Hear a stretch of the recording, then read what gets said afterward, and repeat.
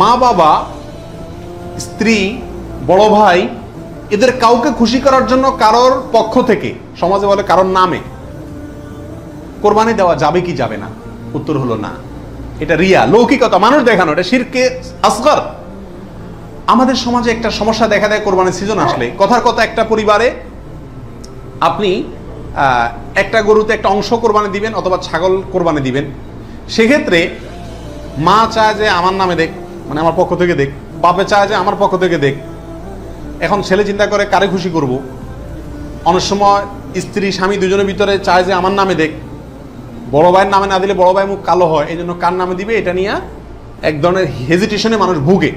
এক্ষেত্রে অনেক সময় অংশ বাড়ায় দেয় শুধু মাকে খুশি করার জন্য, যে ওনার নামেও কি করলাম, একটা দিলাম। এটা এক ধরনের রিয়া বা লৌকিকতা। যদিও যদি সওয়াবের উদ্দেশ্যে থাকে যে উনি ভালো কাজ করতে চান, সেই হিসাবে ওনাকে আমি ভালো কাজে সহায়তা করলাম, তাহলে ভিন্ন কথা। কিন্তু সাধারণত এই চিন্তাটা খুব কমই থাকে। এই জন্য কাউকে খুশি করার টার্গেটটা কোরবানিতে থাকা উচিত না।